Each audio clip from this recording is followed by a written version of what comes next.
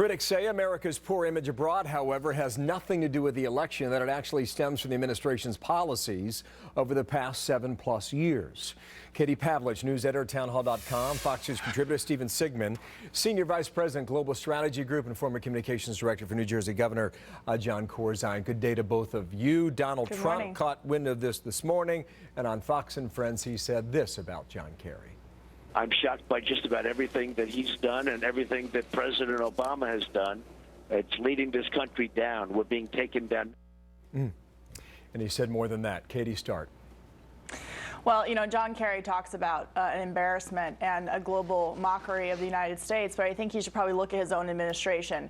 What's embarrassing is the President of the United States last week deciding to go to a baseball game and doing the wave with a dictator who is now mocking him, while Americans were lying in hospitals severely injured, while Americans were killed, and while Americans were still missing. And the President is there, you know, in his future career as an ESPN commentator rather than being the leader of the free world. The President's foreign policy has been a disaster not only to America, but to everyone. And I think that leaders that John Kerry claims to be talking about the United States should probably focus more on how to fight global jihad than they should focus on what we're doing here with our elections.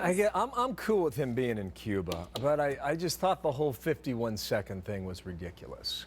You know, you do a pull aside, you address, I mean, now we're learning about these Americans incinerated beyond recognition, and we're still trying to identify bodies. You can still make your speech in Havana, but treat this with the gravity that it deserves. Stephen, go. Look, I think this president treats foreign policy with gravity has been doing so for 8 years.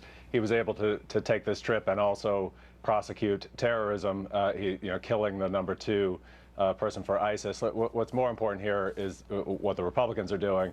You know, Donald Trump's statement about Secretary Kerry's comments are indicative of what Donald Trump does, which is essentially say nothing, right?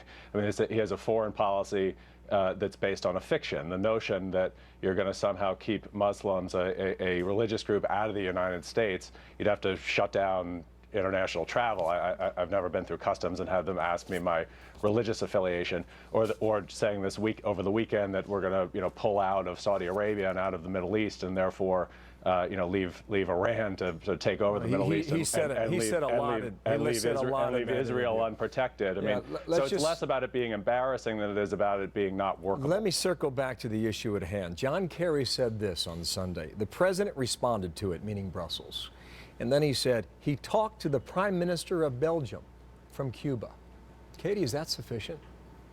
It's not sufficient. The fact is that under Barack Obama's watch, despite lying to the American people to get reelected in 2012, that terrorism has expanded all over the globe. We now have ISIS in Libya. We have ISIS not just in Syria and Iraq, but they have a huge presence in Europe. And you had the head of nearly every single intelligence agency here in the United States testifying in front of Congress in January. We are likely to see an ISIS attack on American soil within the year. And the president seems not to want to name the enemy, seems not to want to deal with it, and they keep burying their head in the sand and using places like Yemen as successes. As we saw over the weekend, we have the Al-Qaeda and Taliban affiliates now pledging their allegiance to ISIS. We see the targeting of Christians. It's never ending, and you don't have a president who's willing to name the enemy and put a stop to it so we can all move on with this issue. Okay, Stephen, go ahead now. The notion that this president doesn't go after ISIS is absolutely absurd. You have one of the heads of ISIS getting taken out every 3 days. You have an enormous international effort bombing campaign. What you don't have is troops. What you don't have is troops. They're not expanding. We've taken 40% of their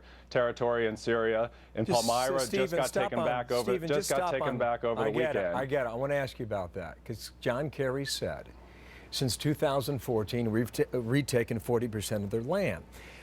That's desert, my friend. Well, I mean, these aren't big cities. So is a lot of Syria. I'd like to know what the Republican response is to that. So far, their response